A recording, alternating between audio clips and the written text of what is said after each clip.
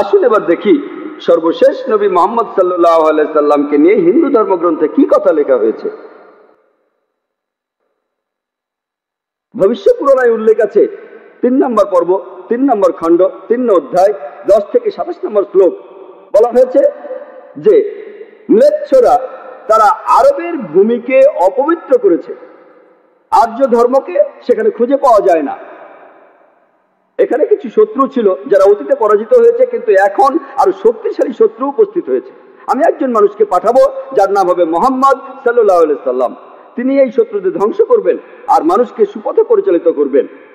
হে ভোজ রাজা, তুমি কখনোই সেখানে যাবে না যেখানে পিশাচদের রাজত্ব, কারণ আমি আমার করুণা দিয়ে তোমাদের হৃদয়কে পবিত্র করব। তখন দেবদূতের মতো একজন মানুষ তিনি রাজার সামনে আসলেন আর বললেন, হে রাজা, আমাকে এখানে পাঠিয়েছেন ঈশ্বর পরমাত্মা। আর্য ধর্ম পৃথিবীতে বিরাজ করবে, যে ধর্মটা সত্য, দ্বীনুল হক, সেটা পৃথিবীতে বজায় থাকবে। আমাকে এখানে পাঠিয়েছেন ঈশ্বর পরমাত্মা, যাতে মাংসভোজীদের বিশ্বাসকে প্রতিষ্ঠা করা যায়। আমার অনুসারীরা হবে সেই লোকেরা যারা সুন্নতে খাতনা করবে, আর তাদের মাথার উপরে কোনো টিকি থাকবে না। তারা একটা বিপ্লব তৈরি করবে, তারা মুখে দাড়ি রাখবে, তারা প্রার্থনার জন্য আহ্বান করবে, বিধিসম্মত সব খাবারই খাবে, তবে তারা শূকরের মাংস খাবে না। তারা লতাগুল্মের মাধ্যমে পবিত্র হবে না, বরং যুদ্ধ বিগ্রহের মাধ্যমে পবিত্র। তাদেরকে বলা হবে মুসলমান, আর তারা হবে মাংসভোজী। এই ভবিষ্যৎবাণী যে একজন ঋষি আসবেন, আর সেই ঋষির নাম উল্লেখ করা হয়েছে মুহাম্মদ সাল্লাল্লাহু আলাইহি ওয়াসাল্লাম। আর বলা আছে তিনি মানুষ জাতিকে সঠিক পথে পরিচালিত করবেন। আমরা জানি মুহাম্মদ সাল্লাল্লাহু আলাইহি ওয়াসাল্লাম আরবদের পথ দেখিয়েছেন। সে সময়কে বলা হতো আয়ামে জাহেলিয়া, অর্থাৎ বিশৃঙ্খলার যুগ। তিনি তাদের আলো সন্ধান দিয়েছেন। আর বলা হয়েছে তার অনুসারীদের খাতনা করা থাকবে। মুসলমানরা খাতনা দেয়, তাদের মাথায় কোনো টিকি থাকবে না, মাথার পেছনে কোনো লেজ থাকবে না, মুসলমানদেরও থাকে না। তাদের মুখে দাড়ি থাকবে, মুসলমানরাও দাড়ি রাখে। তারা একটা বিপ্লব ঘটাবে, তারা প্রার্থনার জন্য আহ্বান করবে, আর সেটা হলো আজান। আমরা মুসলিমরা আজান দেই, নামাজের জন্য আহ্বান করি। তারা সব বিধিসম্মত খাবার খাবে, কিন্তু শূকরের মাংস তারা ছোবে না। আমরা মুসলিমরা শূকরের মাংস খাই না। তারা লতাগুল্মের মাধ্যমে পবিত্র হবে না, তারা পবিত্র হবে যুদ্ধ বিগ্রহের মাধ্যমে। আর পবিত্রকরণে আমাদেরকে বলা হয়েছে সত্যের জন্য যুদ্ধ করব, অন্যায় অবিচারের বিরুদ্ধে। তাদেরকে বলা হবে মুসলমান, তারা হবে মাংসভোজী। ভবিষ্য পুরাণের এই ভবিষ্যৎবাণী একেবারে পরিষ্কার ভাবে সর্বশেষ ও চূড়ান্ত নবী মুহাম্মদ সাল্লাল্লাহু আলাইহি সাল্লাম এবং তার অনুসারীদের কথা বলছে। মুহাম্মদ সাল্লাল্লাহু আলাইহি সাল্লামের নাম বিভিন্ন জায়গায় অনেকবার বলা হয়েছে, হাতে সময় নেই, সেজন্য ভবিষ্য পুরাণ থেকে কয়েকটা উদাহরণ দিচ্ছি। এই ভবিষ্যৎবাণী করা হয়েছে ভবিষ্য পুরাণের 3য় পর্ব, 3য় খণ্ড, 3য় অধ্যায়ের 5 থেকে 8 শ্লোকে। এছাড়া বলা আছে ভবিষ্য পুরাণের 3য় পর্বে 1ম খণ্ড, 3য় অধ্যায়ের 21 থেকে 23 নম্বর শ্লোকে। সর্বশেষ আর চূড়ান্ত নবী মুহাম্মদ সাল্লাল্লাহু আলাইহি সাল্লামের কথা উল্লেখ করা হয়েছে অথর্ববেদে 20 নম্বর গ্রন্থে 127 নম্বর অধ্যায়ের 1 থেকে 14 নম্বর মন্ত্রে। এগুলোকে আরো বলা হয় কুন্টুব সুক্তাস। কুন্টুব সংস্কৃত শব্দ, অর্থাৎ পেটের একটা লুকানো গ্রন্থি। তার মানে এই মন্ত্রগুলির অর্থ লুকানো রয়েছে, এগুলো পরে জানা যাবে। এখানে সবগুলো মন্ত্র নিয়ে আলোচনা করার মতো সময় নেই, আমি শুধু প্রথম 4টা মন্ত্র নিয়ে কিছু কথা বলবো। 1 নম্বর মন্ত্র বলছে তিনি হলেন নরসংসা, তিনি হলেন কাওরামা, তিনি পরাজিত করবেন 60,090 জন শত্রুকে। 2 নম্বর মন্ত্র বলছে তিনি উটের পিঠে চড়বেন। 3 নম্বর মন্ত্র বলছে তিনি হলেন মামা ঋষি। 4 নম্বর মন্ত্রে তাকে আরো বলা হচ্ছে রেব। 1 নম্বর মন্ত্র বলছে তিনি হলেন নরসংসা। নরসংসা শব্দটা এসেছে নর থেকে, অর্থাৎ কোনো ব্যক্তি বা একজন লোক। আর সংসা অর্থ প্রশংসা, কারো প্রশংসা করা। তাহলে নরসংসা অর্থ যে ব্যক্তিকে প্রশংসা করা হয়। আর আপনারা যদি মহানবী মুহাম্মদ সাল্লাল্লাহু আলাইহি সাল্লামের নামের ইংরেজি অনুবাদ করেন, যদি তার নামের ইংরেজি অনুবাদ করেন তার অর্থ যার প্রশংসা করা হয়, তাহলে নরসংসা শব্দটার আরবি অনুবাদ করলে সেটা হবে মুহাম্মদ সাল্লাল্লাহু আলাইহি সাল্লাম। এখানে নামই উল্লেখ করা হচ্ছে। এরপর বলা হচ্ছে তিনি হলেন কাওরামা। এই কাওরামা শব্দটার একটা অর্থ সংস্কৃতিতে হলো শান্তির রাজপুত্র। আর মুহাম্মদ সাল্লাল্লাহু আলাইহি সাল্লাম শান্তির রাজপুত্র ছিলেন। আরেকটা অর্থ হলো যে বিদেশে যায়। হযরত মুহাম্মদ সাল্লাল্লাহু আলাইহি সাল্লাম হিজরত করেছিলেন মক্কা থেকে মদিনায়, তিনি বিদেশে গিয়েছিলেন। এছাড়া প্রথম মন্ত্রে আছে তিনি 60,090 জন শত্রুকে পরাজিত করবেন। আর সে সময় মক্কায় যেসব লোকজন থাকতো তাদের মধ্যে যারা নবীজির বিরুদ্ধে ছিল তাদের সংখ্যা আনুমানিকভাবে 60,000 জন। 2 নম্বর মন্ত্র বলছে যে তিনি উটের পিঠে চড়বেন। কোন ইন্ডিয়ান ঋষি, কোন ব্রাহ্মণই কখনো উটের পিঠে চড়বেন না, কারণ মনুস্মৃতিতে বলছে 11 নম্বর অধ্যায়ের 202 নম্বর অনুচ্ছেদে বলা হয়েছে একজন ব্রাহ্মণকে কোনো গাধা বা উটের পিঠে চড়তে নিষেধ করা হয়েছে। এতে বোঝা যাচ্ছে ইনি কোনো ইন্ডিয়ান ঋষি নন। 3 নম্বর মন্ত্র বলছে তিনি মামা ঋষি। মামা অর্থ মহা, অর্থাৎ মহান ঋষি। আর এছাড়াও অন্যান্য ধর্মগ্রন্থ বলছে সেটা মোহাম্মদ ঋষি। 4 নম্বর মন্ত্র বলছে তিনি হলেন রেব। রেব অর্থ যিনি প্রশংসা করেন। আর মোহাম্মদ সাল্লাল্লাহু আলাইহি ওয়াসাল্লামের আরেকটা নাম হলো আহমদ সাল্লাল্লাহু আলাইহি ওয়াসাল্লাম, অর্থাৎ যিনি প্রশংসা করেন। তাহলে নবীজির এই অন্য নামটা, এই আহমদ শব্দটার সংস্কৃত করলে পাবেন রেব। আর এই কথাটাই রয়েছে অথর্ব বেদে। এই মন্ত্রগুলি কুন্টুব সুক্তাস, এই মন্ত্রগুলি শুধু একজনকে নির্দেশ করছে, তিনি সর্বশেষ চূড়ান্ত নবী মুহাম্মদ সাল্লাল্লাহু আলাইহি ওয়াসাল্লাম। আমি কয়েকটা ভবিষ্যৎবাণীর কথা বলবো, এছাড়াও আরো আছে। মুহাম্মদ সাল্লাল্লাহু আলাইহি ওয়াসাল্লাম, তার কথা বলা হয়েছে অথর্ব বেদে 20 নম্বর গ্রন্থের 21 নম্বর অনুচ্ছেদের 6 নম্বর পরিচ্ছেদে বলা হয়েছে যে একজন কারু, সে পরাজিত করবে 10,000 শত্রুকে কোন রকম যুদ্ধ ছাড়াই। এখানে আহজাবের যুদ্ধের কথা বলা হচ্ছে, খন্দকের যুদ্ধের কথা পবিত্র কোরআনে সূরা আহজাবে আছে। আর কারু সংস্কৃত ভাষায় এর অর্থ যে ব্যক্তি প্রশংসা করে, যেটা মুহাম্মদ সাল্লাল্লাহু আলাইহি সাল্লামের দ্বিতীয় নাম আহমেদের অনুবাদ। যে ব্যক্তি প্রশংসা করে, এখানে বলা হচ্ছে যে ব্যক্তি প্রশংসা করে অর্থাৎ আহমদ, তিনি 10,000 শত্রুকে পরাজিত করবেন কোনো যুদ্ধ ছাড়া। আমরা জানি যে খন্দকের যুদ্ধে শত্রু বাহিনীতে আনুমানিক 10,000 সৈন্য ছিল, আর এই যুদ্ধে মুসলমানরা কোনো যুদ্ধ ছাড়াই জিতেছিল। নবীজির কথা আরো আছে অথর্ব বেদে 20 নম্বর গ্রন্থের 21 নম্বর অনুচ্ছেদের 7 নম্বর পরিচ্ছেদে বলা হয়েছে যে আভান্দু, তিনি 7,090 জন শত্রুকে আর 20 জন গোত্র প্রধানকে পরাজিত করবেন। আভান্দু একটা সংস্কৃত শব্দ যার অর্থ যে প্রশংসা করে, এটা মুহাম্মদ সাল্লাল্লাহু আলাইহি ওয়াসাল্লামের নামের অনুবাদ। আরো বলা আছে যে তিনি হবেন এতিম। আর আমরা এখন ইতিহাস থেকে জানি সে সময় আনুমানিক 20 জন গোত্র প্রধান ছিল মক্কা শহরে, যারা নবীজির কাছে পরাজিত হয়েছিল। আর মক্কার যেসব লোক তার বিপক্ষে ছিল তারা ছিল প্রায় 60,000। এই ভবিষ্যৎবাণীর কথা আরো আছে ঋগ্বেদে 1 নম্বর গ্রন্থের 3 নম্বর অনুচ্ছেদের 9 নম্বর পরিচ্ছেদে। এখানে সংস্কৃত শব্দ হলো সুশ্রামা। সুশ্রামা এটা একটা সংস্কৃত শব্দ যার অর্থ যে ব্যক্তি প্রশংসা করে, যেটা মুহাম্মদ সাল্লাল্লাহু আলাইহি ওয়াসাল্লামের নামের অনুবাদ। আরো অনেক ভবিষ্যৎবাণী আছে, এখানে সময় কম তাই সবগুলো বলতে পারছি না। নবীজির কথা আরো বলা হয়েছে সামবেদে উত্তর চিকে 15 নম্বর মন্ত্রে বলা হয়েছে যে আহম্মদ, তাকে দেওয়া হয়েছে অবিনশ্বর আইন। এখানে নবীজির নাম বলা হয়েছে আহমদ সাল্লাল্লাহু আলাইহি ওয়াসাল্লাম, তাকে দেওয়া হয়েছে অবিনশ্বর আইন। পবিত্র কোরআন এটাই তার শরিয়া। কিন্তু যদি এই অনুচ্ছেদটার অনুবাদ পড়েন, আহমদ শব্দটা আসলে আরবি শব্দ, তারা এটার অনুবাদ করতে পারেনি, তাই লিখেছে আহাম মাটি। আহা আর মাটি সংস্কৃত শব্দ যার অর্থ আমার বাবা, তার মানে আমার বাবাকে দেওয়া হয়েছে অবিনশ্বর আইন। অনুবাদটাতে আপনারা আলাদা শব্দ দেখবেন, তবে অরিজিনাল গ্রন্থে আছে আহম্মদ। এই আহমদ শব্দটা হিন্দু ধর্মের অন্যান্য গ্রন্থগুলোতেও রয়েছে, যেমন আছে সামবেদে ইন্দ্র 2য় অধ্যায়ের 152 নম্বর মন্ত্রে নবীজিকে আহমদ বলে ডাকা হয়েছে যজুর্বেদে 31 অধ্যায়ের 18 অনুচ্ছেদে, ঋগ্বেদের 8 নম্বর গ্রন্থের 6 নম্বর অনুচ্ছেদের 10 নম্বর পরিচ্ছেদে। এছাড়া মহানবী সাল্লাল্লাহু আলাইহি ওয়াসাল্লামকে বলা হয়েছে আহমদ, সেটা আছে অথর্ব বেদের 8 নম্বর গ্রন্থের 5 নম্বর অনুচ্ছেদের 16 নম্বর পরিচ্ছেদে। এছাড়াও আছে অথর্ব বেদের 20 নম্বর গ্রন্থের 126 অনুচ্ছেদের 14 পরিচ্ছেদে। মহানবী সাল্লাল্লাহু আলাইহি ওয়াসাল্লামকে শুধু আহমদ নামে ডাকা হয়নি, আহমদ উনার একটা নাম, তাকে আরো বলা হয়েছে নরসংসা অনেক জায়গায়, হিন্দু ধর্মগ্রন্থের অনেক জায়গায়। আর আমি আগেও বলেছি যে নরসংসা শব্দটা এসেছে নর থেকে, যার অর্থ একজন মানুষ বা একজন ব্যক্তি। আর সংসা যার অর্থ প্রশংসা, প্রশংসা করা। তাহলে নরসংসা অর্থ যে ব্যক্তির প্রশংসা করা হয়।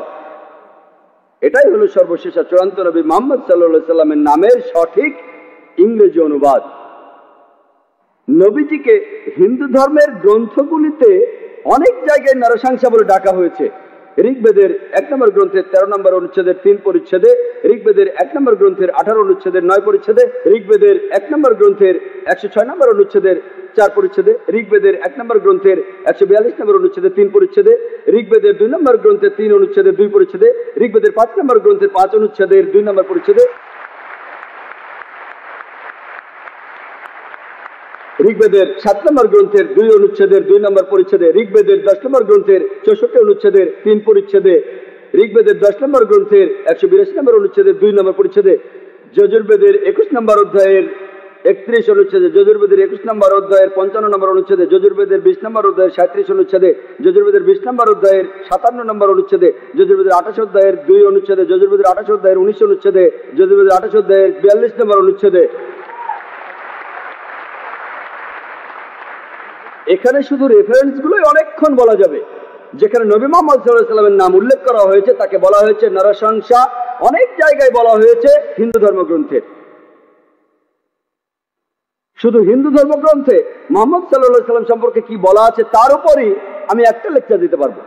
আমি শুধু আরেকটা ভবিষ্যৎবাণীর কথা বলবো কলকি অবতার সম্পর্কে।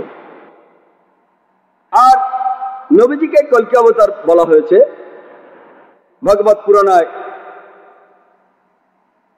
12 নম্বর খণ্ড 2 নম্বর অধ্যায় 18 থেকে 20 নম্বর শ্লোকে বলা হয়েছে তিনি জন্মগ্রহণ করবেন যার ঘরে তার নাম বিষ্ণু ইয়াস, একজন মহাপ্রাণ ব্যক্তি যিনি শাম্বালা শহরের প্রধান, এবং তাকে যে নামে ডাকা হবে সেটা হলো কলকি। 19 আর 20 নম্বর মন্ত্র বলছে যে তিনি হবেন এই পৃথিবীর সর্বময় প্রভু। তার থাকবে কিছু অসাধারণ চারিত্রিক গুণাবলী এবং তার থাকবে 8টি বিশেষ বৈশিষ্ট্য।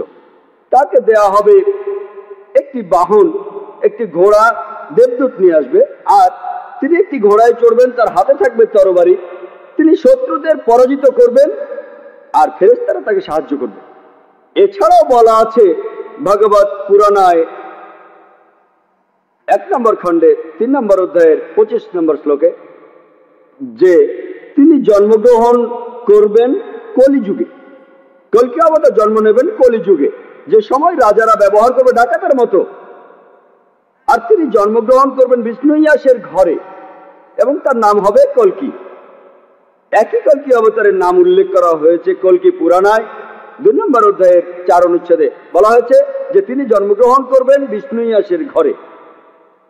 কলকি পুরাণা 2 নম্বর অধ্যায়ের 5 অনুচ্ছেদে বলছে তাকে সাহায্য করবে তার 4 জন সহচর তার ধর্ম প্রচার করতে। কলকি পুরাণা 2 নম্বর অধ্যায়ের 7 অনুচ্ছেদে বলা হচ্ছে যে দেবদূতরা তাকে যুদ্ধক্ষেত্রে সাহায্য করবে। কলকি পুরাণা 2 নম্বর অধ্যায়ের 11 অনুচ্ছেদে বলছে যে তিনি জন্মগ্রহণ করবেন বিষ্ণু ইয়াসের ঘরে এবং সুমতির গর্ভে। আর কলকি পুরাণা 2য় অধ্যায়ের 15 অনুচ্ছেদ বলছে যে তিনি মাদল মাসের প্রথম অর্ধাংশে জন্ম নেবেন। শুধুমাত্র কলকি অবতারের উপরে একটা লেকচার দেওয়া যায়, আমি এখানে সংক্ষেপে একটা পয়েন্ট বলছি। এই ভবিষ্যৎবাণী এগুলো বলছে 1 নম্বর পয়েন্ট, বলা হয়েছে যে কলকি অবতার তার বাবার নাম সেটা হবে বিষ্ণু ইয়াস। বিষ্ণু ইয়াসের অর্থ দাঁড়াবে যে বিষ্ণুর উপাসনা করে, যে ঈশ্বরের উপাসনা করে। আর আমাদের প্রিয় নবী মুহাম্মদ সাল্লাল্লাহু আলাইহি সাল্লামের বাবার নাম ছিল আব্দুল্লাহ। এটার অর্থ যে আল্লাহর উপাসনা করে, যে ঈশ্বরের উপাসনা করে। 2 নম্বর পয়েন্ট, কলকি অবতার যে মায়ের গর্ভে জন্মাবে তার নাম হবে সুমতি। যদি আপনি সুমতি শব্দটার ইংরেজি অনুবাদ করেন অর্থ দাঁড়াবে শান্তি। আর আমাদের নবীজির মায়ের নাম ছিল আমিনা, যার ইংরেজি অর্থ করলে দাঁড়ায় শান্তি। এরপরে বলা হয়েছে তিনি যেখানে জন্মাবেন সেই গ্রামের নাম হবে শাম্বালা। শাম্বালা শব্দটার অনুবাদ করলে অর্থ দাঁড়াবে একটি শান্তিপূর্ণ এলাকা। আমরা জানি মুহাম্মদ সাল্লাল্লাহু আলাইহি সাল্লাম মক্কায় জন্মেছিলেন। মক্কার আরো একটা নাম ছিল দারুল আমান, অর্থাৎ কোনো একটি শান্তিপূর্ণ এলাকা। তাহলে একথাও বলা আছে যে তিনি মক্কায় জন্মাবেন। এছাড়া বলা আছে যে তিনি জন্মগ্রহণ করবেন শাম্বালা শহরের প্রধানের ঘরে। আমরা জানি যে তিনি মক্কার প্রধান ব্যক্তির ঘরে জন্মেছিলেন। কুরাইশ গোত্রে জন্মেছিলেন। আরো বলা আছে তিনি মাধব মাসের প্রথম অর্ধাংশে 12 তারিখে জন্মাবেন। আমরা জানি যে মুহাম্মদ সাল্লাল্লাহু আলাইহি সাল্লাম রবিউল আউয়াল মাসে প্রথম অর্ধাংশে জন্মেছিলেন 12 তারিখে। এই ভবিষ্যৎবাণী যে তিনি মাধব মাসের 12 তারিখে জন্মাবেন, এটার অর্থ রবিউল আউয়াল মাসের 12 তারিখে। এছাড়া আরো বলা আছে যে এই কলকি অবতার তিনি হবেন সর্বশেষ ঋষি। ঠিক এই কথাটাই কোরআনে আছে, সূরা আহজাবের 40 নম্বর আয়াতে উল্লেখ করা আছে যে মা কানা মুহাম্মাদুন আবা আহাদিন মির রিজালিকুম ওয়ালাকিন রাসূলুল্লাহ ওয়া খাতামুন নবিয়্যিন ওয়া কানা আল্লাহু বিকুল্লি শাইইন আলিমা। এর অর্থ মুহাম্মদ সাল্লাল্লাহু আলাইহি সাল্লাম তোমাদের মধ্যে কোনো পুরুষের পিতা নহেন, বরং তিনি হলেন আল্লাহর রাসূল এবং তিনি হলেন এই পৃথিবীর চূড়ান্ত নবী, তিনি শেষ নবী। নিশ্চয়ই আল্লাহ সর্ববিষয়ে জ্ঞাত। আরো বলা আছে যে এই কলকি অবতার জ্ঞান আরোহণ করবেন পরশুরামের কাছ থেকে, অর্থাৎ মহান স্রষ্টা। একটা পাহাড়ের উপর আমরা জানি মুহাম্মদ সাল্লাল্লাহু আলাইহি সাল্লাম প্রথম আয়াতটা তিনি পেয়েছিলেন গারে হেরায়, জাবলে নূরে, অর্থাৎ নূরের পাহাড়ে গারে হেরায়। এখানে আরো বলা আছে যে তিনি এরপর উত্তরে গিয়ে আবার ফিরে আসবেন। আমরা জানি মুহাম্মদ সাল্লাল্লাহু আলাইহি সাল্লাম মক্কা থেকে উত্তর হিজরত করে মদিনায় গিয়েছিলেন, তারপর মক্কা জয় করে ফিরে এসেছিলেন। আরো বলা আছে যে এই কলকি অবতার তিনি পুরো পৃথিবীর মানুষের জন্য একটি দৃষ্টান্ত। তার চরিত্র হবে একেবারে নিষ্কলঙ্ক। আল্লাহ পবিত্র কোরআনে বলছেন, সূরা কালামের 4 নম্বর আয়াতে উল্লেখ করা আছে যে অবশ্যই তুমি অধিষ্ঠিত হইবে সর্বোচ্চ মহান চরিত্রে। এছাড়াও বলা আছে যে কলকি অবতারের 8টি বিশেষ গুণ থাকবে। কলকি পুরাণা এবং ভাগবত পুরাণায় এই 8টি বিশেষ গুণ হলো জ্ঞান, আত্মসংযম, অভিজাত বংশ, রিভিল নলেজ, সাহস, দানশীলতা, মহানুভবতা আর পরিমিত কথা। আর নবী মুহাম্মদ সাল্লাল্লাহু আলাইহি সাল্লামের এই 8টা গুণের সবগুলোই ছিল। এছাড়া আরো বলা আছে যে তিনি হবেন এই পৃথিবীর শিক্ষক। আল্লাহ পবিত্র কোরআনে বলছেন, আর সূরা সাবার 28 নম্বর আয়াতে উল্লেখ করা আছে, ওয়ামা আরসালনাকা ইল্লা কাফাতাল লিন-নাস বাশীরাও ওয়া নাযীরা। আমি তো তোমাকে সমগ্র মানব জাতির জন্য প্রেরণ করিয়াছি তাহাদের সংবাদদাতা ও সতর্ককারী রূপে, কিন্তু অধিকাংশ মানুষই তাহা জানে না। এরপর আরো বলা আছে যে এই কলকি অবতার তাকে সর্বশক্তিমান ঈশ্বর একটি বাহন দেবেন। আমরা জানি মুহাম্মদ সাল্লাল্লাহু আলাইহি ওয়াসাল্লাম তিনি বোরাকে চড়েছিলেন, বোরাকে চড়ে তিনি মিরাজে গিয়েছিলেন, আল্লাহর কাছে গিয়েছিলেন। আরো বলা আছে এই কলকি অবতার ঘোড়ায় চড়বে আর হাতে তরবারি থাকবে। আমরা জানি মুহাম্মদ সাল্লাল্লাহু আলাইহি ওয়াসাল্লাম যত যুদ্ধ হয়েছিল বেশিরভাগ যুদ্ধে তিনি ছিলেন, বেশিরভাগ যুদ্ধ ছিল আত্মরক্ষার উদ্দেশ্যে। আর যদিও তিনি সবার নেতা ছিলেন, তবুও সব যুদ্ধেই তিনি ছিলেন, সেখানে ঘোড়ায় চড়েছিলেন আর তিনি ডান হাতে একটা তরবারি ধারণ করতেন। এরপর আরো বলা আছে যে এই কলকি অবতারকে সাহায্য করবে 4 জন সহচর, যাতে সত্যের ধর্ম তিনি প্রচার করতে পারেন। বোঝা যাচ্ছে এখানে বলা হচ্ছে 4 খলিফার কথা, খোলাফায়ে রাশিদিন, হযরত আবু বকর, হযরত ওমর, হযরত ওসমান, হযরত আলী, আল্লাহ তাদের সবার উপর সন্তুষ্ট হন। পরে তারা হয়েছিলেন খোলাফায়ে রাশিদিন, সঠিক নির্দেশ পালনকারী ইসলামের খলিফা, ইসলামকে ছড়িয়ে দিয়েছেন।